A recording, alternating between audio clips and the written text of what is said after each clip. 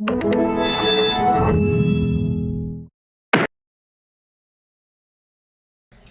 up, moviegoers? Welcome back to GAGO Beyond, a series where GreenApple goes beyond the screen to invite you to meet some of your favorite filmmakers behind some of your favorite GreenApple titles.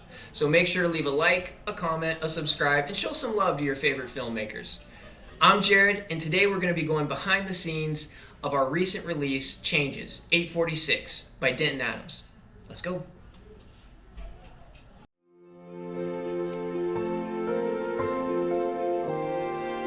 On May 25th, 2020, the world changed in 8 minutes and 46 seconds. The death of George Floyd rocked the Minneapolis community, and people across the United States grappled with difficult conversations.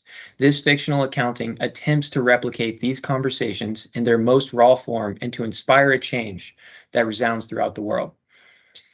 All right, so I am here today with Denton, BJ, and Bridget, some of the team that brought you the Changes 846. So if you guys want to just introduce yourself to the audience and tell a little bit about what your role was in the film, and kind of give a taste, see what it's all about. My name is Bridget Weitzel, and I was lucky enough to be chosen to be the script supervisor on the film and work with an amazing group of directors and a phenomenal team. Hello, everyone. My name is BJ Miner. I'm one of the writers and directors on the film. And just like Jared said, it's a film that covers really difficult conversations, especially in the wake of 2020 and the BLM protests. A lot of unresolved issues that Black and Brown people know well about were unearthed to the rest of the world. So the film definitely tackles that. And I'm Denton Adams. I'm the creator of Changes 846, president of Heartfelt Pictures, where our stories are from the heart for the heart, and we hope that those who see this film, the heartstrings are being sung and played to receive the knowledge and wisdom that we wanted to get out to bring change in our society. Yeah, I mean it is a wonderful film. I was able to take a lot from it. And one thing that I found very interesting, from the filmmaking perspective and the storytelling perspective, was that you guys you had different directors for each parts of the story. Would you speak a little bit about that and how all that fit together? Sure. So after George Floyd's death, I was living in downtown LA at the time. And, we were hearing the protests and the helicopters and the sirens, for, about a week or so following his death. And the idea was birthed from that, in addition to just hearing conversations during this time frame in which individuals were just concerned about the reality that we were witnessing in 2020. It wasn't just George Floyd that we were made aware of. Breonna Taylor and Ahmaud Arbery also were killed months prior to him. And so the idea was to I came up with these different log lines, different stories that, I wanted to make this to be a protest film, and artistic way of sharing our thoughts. The saying that art reflects life, life reflects art. And so we chose to use art to bring a change that was necessary in our reality. And so instead of, directing, the project by myself, I chose to bring on other creatives to help tell the story, and intentionally made sure to divide the project between king and queens to tell this story in an authentic way. That was, I think, was a beautiful thing. And, having Bridget and BJ to be a part of it, and they're not the whole team, but, people like them to be a part of this project. This film is more of a movement than just a movie, right? It's meant to continue the conversation. What happened in 2020 still continues. As BJ said, Black and Brown people deal with this on a daily basis. And, this isn't a Black film. This is a film for everybody, every ethnicity. We were making sure that there was a diversity of inclusion with everybody in this project. So somebody will be able to relate, with, if not all of them, at least one of those projects or one of those films.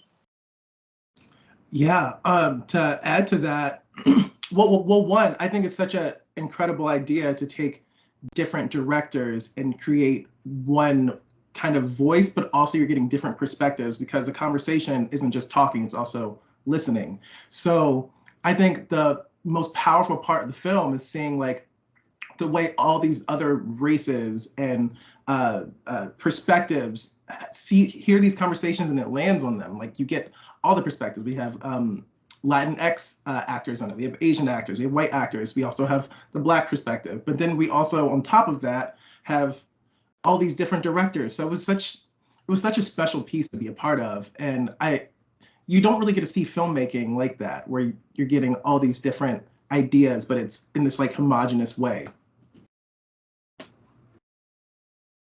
Yeah, and I think one of the really unique aspects when you like you said, BJ, the homogenous way, was that each individual story from there felt like a parable. Like, you know, when you first entered the conversation, you didn't know kind of what wisdom you would glean from it.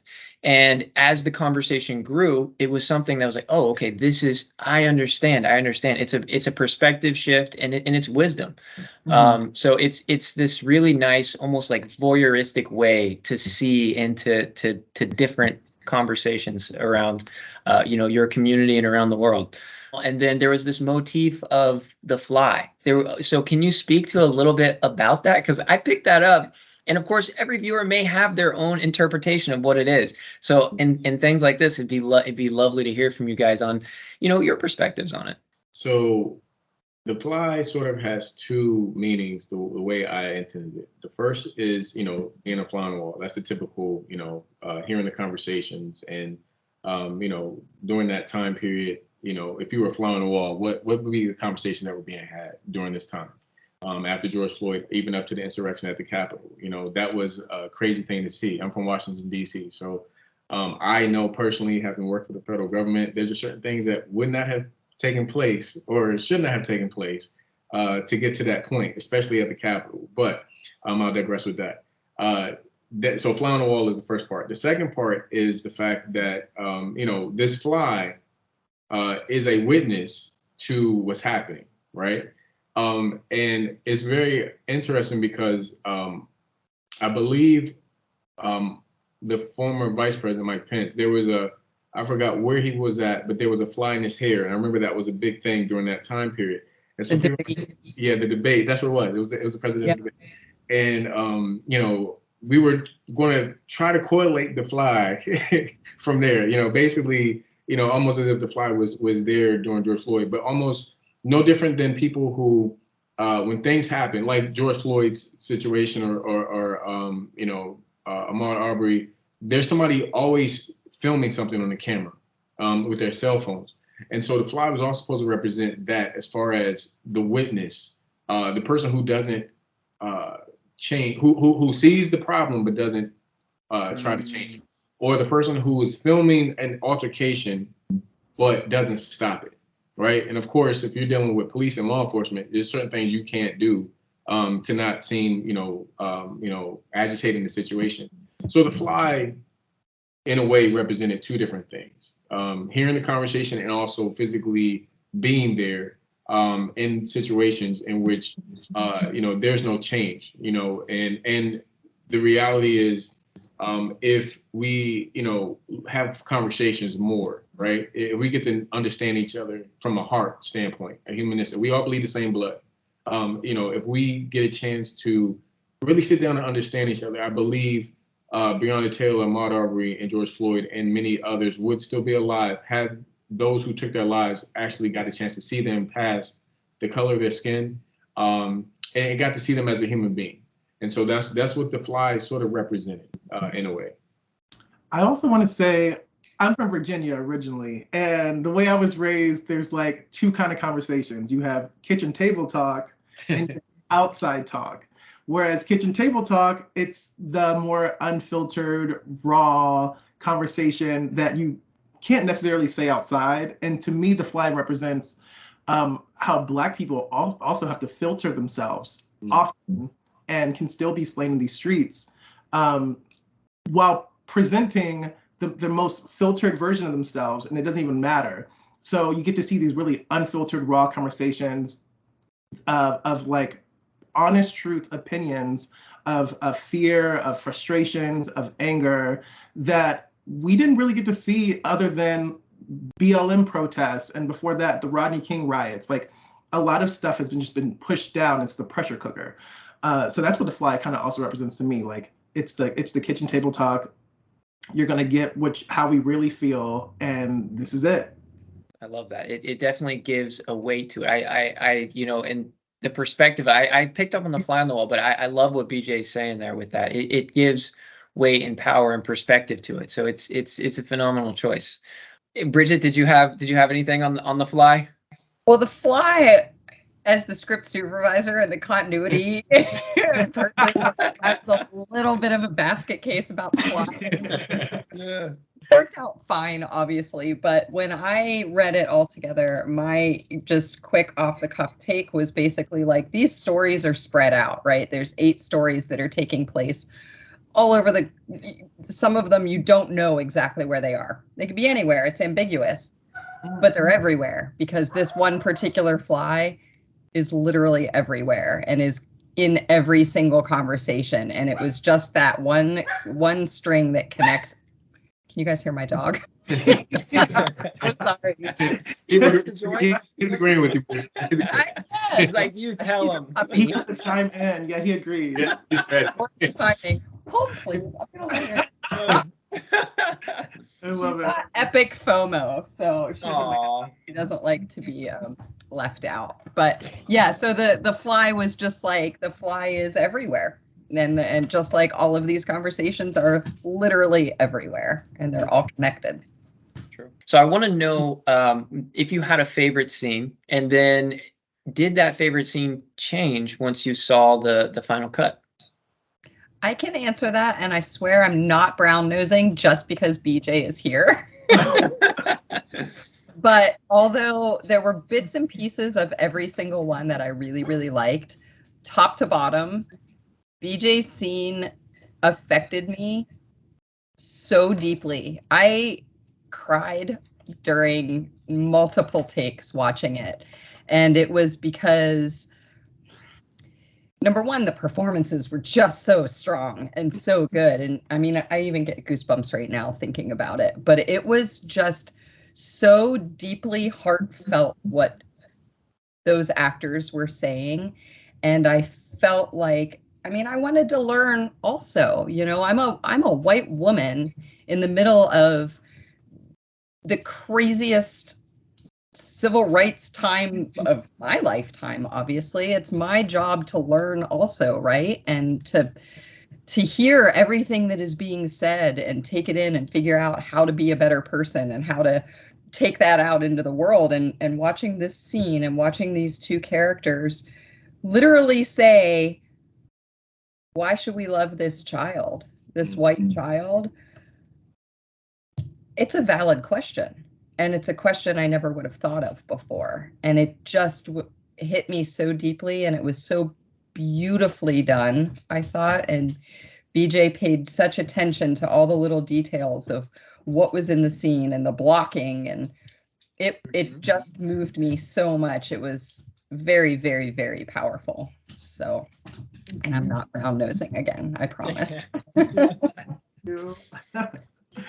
My favorite was it's actually the closing scene, Denton's, with the two brothers. Oh my goodness. Well, one, you showed your filmmaking prowess with the shots that you came up with. They were so creative. I think the last shot, is it like through the rear view mirror and you see the the side view, yeah. And he looks over it, yeah. Literally sickening. I'm just like, oh, I hate that. But beyond that, just even like the conversation that these two brothers were having, and like this tough love, it kind of, to me, even though the brothers are kind of like close in age, it feels like this generational conversation that I feel like adult Black parents have with their children, like trying to prepare them for the world. Like, I'm just trying to make sure you get home safely, is what it felt like. And that is so powerful. It's really like astonishing that in 2023 we still have to have these conversations. Like, this is what you have to do to get home safely. So that piece like really touched me, and it was just also shot epically. So I will say, I've talked to so many different individuals who've seen the film, and it's very interesting to me that, and to answer the question, BJ's film, not the brown nose, as Bridget said, I have to, so if I had to do my due diligence of picking, like if I had to do my top three, it would be BJ's, so it would be United, Test Drive, and Voting or Not, in that order.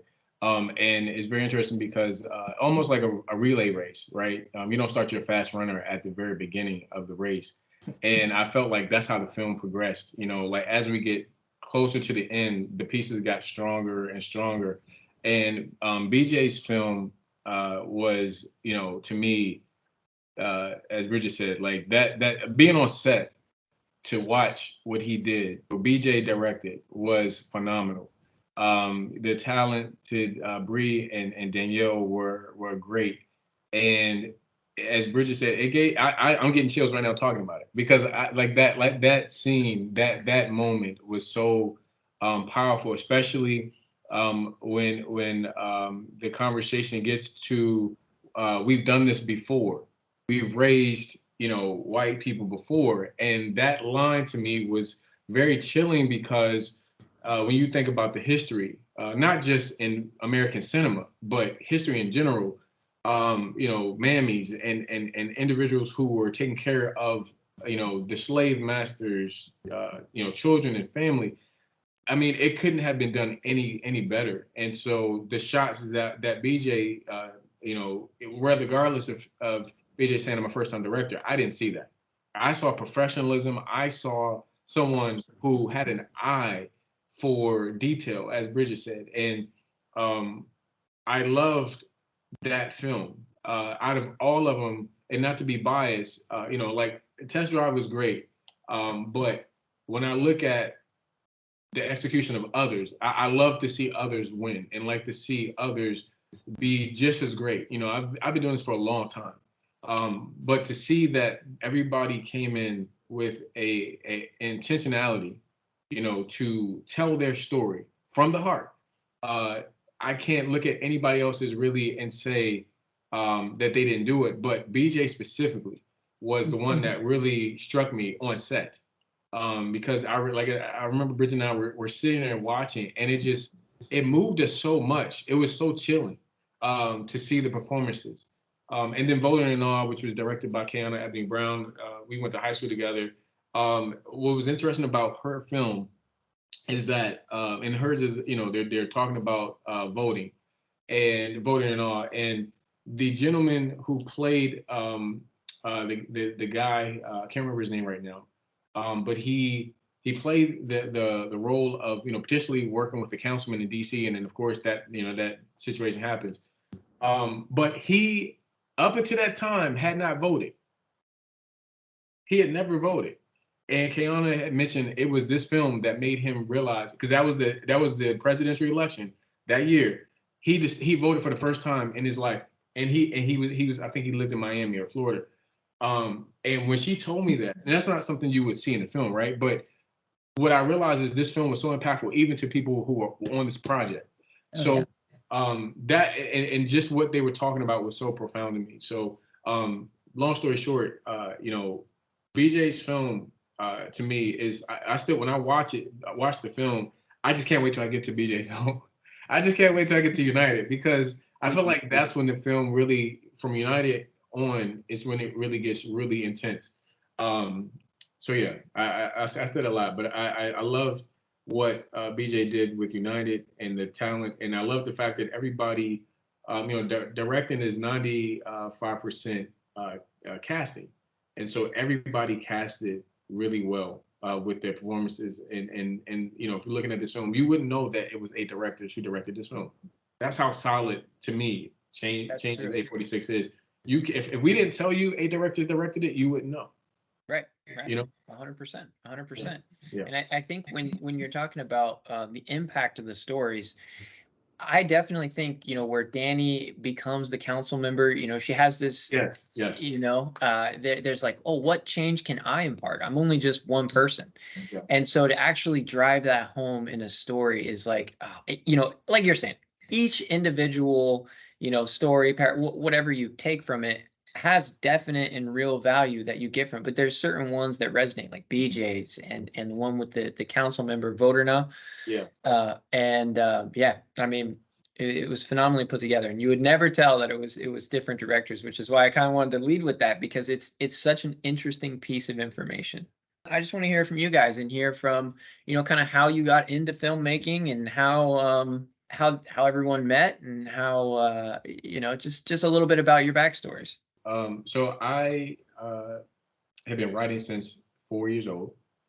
And it was, people ask me all the time, what made you want to be a filmmaker? And I was about 11 years old watching Jurassic Park in the theater.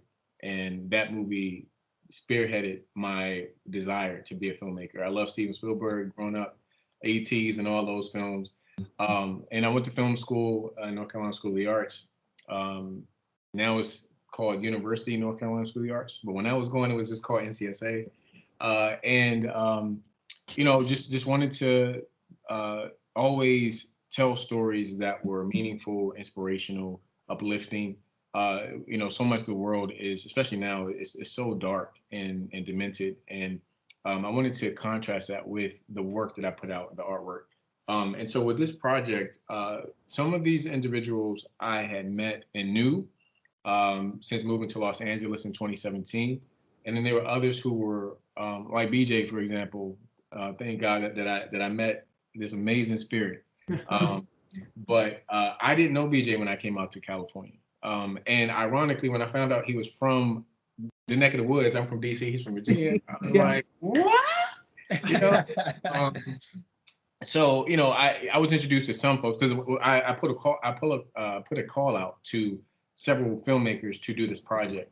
And so some that I knew, I reached out to those that I knew and said, hey, I would like you to be a part of it. And then there were others who I did not know, and they were brought to the table. And it was just a match made in heaven with those who completed the task to be a part of this special project. So I just love storytelling. I love screenwriting, producing, and directing in that order. And so we have a beautiful project that we have put together thanks to the amazing minds of creatives that were assembled. I'm primarily an actor, but film acting is still, I will say I'm very blessed and I'm doing well, but film acting is still relatively new for me. I moved to Los Angeles about 6 years ago, and I've been acting for the last 5. And I say I'm blessed because I get to throw out in the world that I have a major credit. I have a TV show on Hulu called Mike, where I play teenage Mike Tyson. So good. So good. Been true, because anyone who meets me, they're like, you're too bubbly to play a boxer, but that's the art form. So I'm glad that God has provided me with an instrument to show that you shouldn't judge a book by its cover, and you should let artists be artists and change your mind. When it comes to Changes 846, I'm very honored and blessed that Denton mentored me into my first ever, and so far only, but first ever directing role, because you use you're using whole different muscles that you don't use as an actor. Like, you have to be cognizant of different things. Like, when I'm in front of the camera, I have to worry about eyeline and where I'm placing things and keeping up with continuity and being engaged with my partner so we have the best performance. But on the directing end, now I'm worrying about everyone who's in front of the camera and everyone who's also behind the camera. But it was such a dope experience. And it was an honor working with both Denton and Bridget. They're incredible people. Yes. I love it. That is awesome. Thank you for sharing that. Yeah. Awesome. I'm relatively new to script supervising. I mean, I'm in my union now and everything, but Changes 846 was actually, I think, only my second script supervising project ever. Okay. So I was a complete basket case. Set that day knowing, knowing that I didn't know as much as I do now, but also I'm knowing the format was different, right? 8 different directors in a number how many days did we do this? Like 5 days? Yeah, we finished in 5 Wow. days. I mean, I was, Wow, that is phenomenal. yeah. In 5 days. Wow. Yep. And a little bit of reshoots, right? That's not Yeah, fun. yeah. So we during the original process, we did 2 of the films, Voting or Not and Polar Opposites, were shot in DC, and so we had a hiatus, and we came back and shot the rest of the project in 1 week in Los Angeles from the last week of February. So it was a 5-day stint that we produced everything else, and so all of the rest of the directors who hadn't directed yet, they all was that six of us? Yeah, 6 directors, because 2 had already shot. So the rest of us shot our films during that final week of February. Yeah. It's intense. Yeah, intense. Very much so. But Oh, you were so good. I wouldn't have known that was your second time doing script supervising. thank you. I tried to keep it on the down low, but I think I told that pretty early on, because I was just kind of like, I want to be honest. Like, don't expect that I know. If there's something you think I should know, don't assume. And I told him, and she told me on the first day of filming. She told me that she came to me. She had her notebook. I mean, Bridget was on it. She had her light with the notebook and stuff. I was like, so I looked over because I hadn't met her at the time, and I was like, that must be the super, because I'm director. We should know who everybody is on the set. So I was like, that must be the super. So we talked, and that's exactly what she said. And I was just like, it'll be fine, because I think Bridget was a little nervous. She was like, this is my second time. I was like, I was like, Bridget, it's fine. And literally, without Bridget, the film would not be where it is, because there were times even in the post-production, and Jared, I'm sure you're aware in post, you're looking for something, and and the thing is, as a producer, the executive producer, and knowing what had been shot, I'm like, no, we shot that. And of course, couldn't find in the files. And then Steph, our editor, would go and look at Bridget's notes, and he would find the footage that was needed. I'm like, so she wasn't just a script supervisor during production. She was a script supervisor in post, who wasn't physically there, but her notes were. And so I was like, Bridget. Thank you. Yeah. As we come to a close here, I want to invite each one of you just to say a few words, to your audience and fans, and let them know, let them hear from you. Just something quick, and yeah. Well, all I will say is, I'm grateful for everybody taking the time to check out our project, our film. But I must, I can't leave here without acknowledging that none of this would not have been done without God, who was this was his project, and obviously, it's resonated with so many people, and we just hope that more individuals get a chance to check this film out, and the conversations continue, to be had, and that change takes place in our society. That would be the goal. I want to say also thank you for watching and engaging with our film. But beyond that, I want to challenge you to actually take these conversations on the road with you, and to do what you can to improve humanity, not just for yourself, but also for the future. Because that's the main purpose of this. How can we make ourselves better people, and how can we make society as a whole better? Love it. Beautiful. I don't have any idea how to add anything to that. Every day that I got to be a part of this. And when I first started script supervising, I told my husband that I wanted to work on projects that make a difference. I like, horror and, campy stuff and fun stuff too, but it's not everybody that gets to genuinely look at a project and say that has potential to make a difference in the world. And, if you're watching this, don't be afraid if you see yourself in any of those characters to take a lesson from it and just learn to grow. And like VJ said, move it on into society and in your life, and just do everything with love. That's it. Yeah. Thank you for watching another episode of GAGO Beyond, a series where GreenApple goes beyond to invite you to meet the filmmaker. Make sure to leave a like, a comment, and subscribe to stay up to date with our latest streaming content. Until next time.